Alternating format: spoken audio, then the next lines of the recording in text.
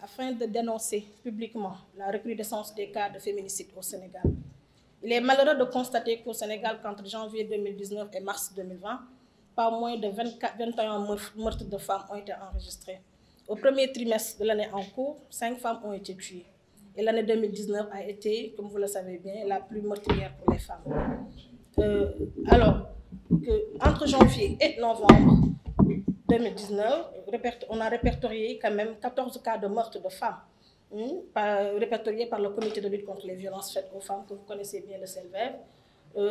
Si nous nous référons quand même aux statistiques les plus récentes, le taux de prévalence des violences faites aux femmes et aux filles en voisine, 60%, varie d'une région à une autre.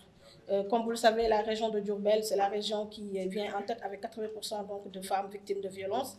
Dakar enregistre 55% et Saint-Louis 45%. Cette étude est réalisée donc par GEST, que vous connaissez, qui est à l'université Gaston Berger de Saint-Louis, qui en 2016 déjà nous indique que ces violences sont exercées par des hommes sur des femmes âgées de 2 à 77 ans. Le rapport sur la mise en œuvre par le Sénégal de la Convention sur l'élimination de toutes les formes de violence à l'égard des femmes nous indique que 60% des cas des VBG sont décrits comme étant des agressions sexuelles et surtout des viols. Toutefois, 68% des victimes de VBG au Sénégal ne font pas recours à la justice, ne dénoncent pas les actes. Si vous conviendrez avec moi que c'est un paradoxe que ces chiffres soient aussi élevés, car le Sénégal quand même est signataire de l'ensemble des conventions et traités internationaux pour lutter contre les VBG. Nous sommes signataires du protocole additionnel sur l'élimination de toutes les formes de discrimination à l'égard des femmes, de la Déclaration des Nations Unies sur l'élimination de la violence faite contre les femmes, des dispositions de la plateforme de la conférence de Beijing que vous connaissez, qui a été, comment dirais-je, déclarée, je peux dire, depuis 1995 sur les violences et sur la protection des femmes, les dispositions de la Déclaration du millénaire sur les différentes formes de violence à l'égard des femmes.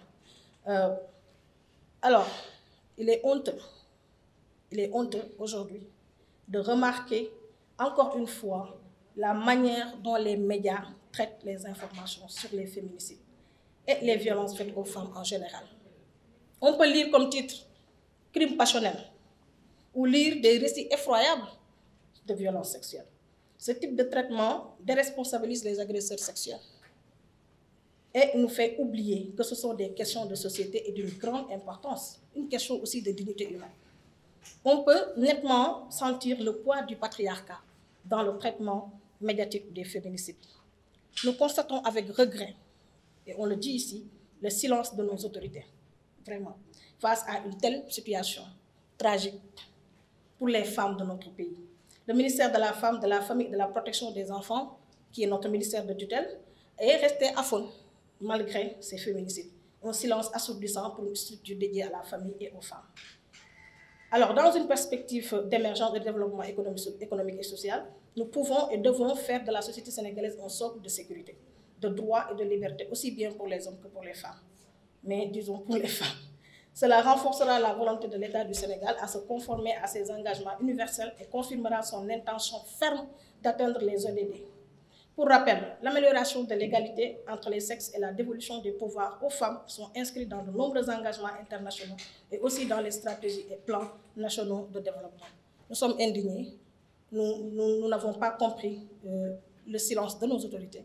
Nous sommes vraiment désolés de cette situation. Nous n'avons absolument rien compris, mais comme nous sommes des défenseurs des droits des femmes, c'est notre responsabilité, en tout cas, de mobiliser toutes les femmes autour de cette initiative, de mobiliser toutes les femmes pour renforcer le plaidoyer, mais également pour dénoncer publiquement. Donc, je vais laisser ma collègue Kodou faire l'économie de tout ça en Wolof.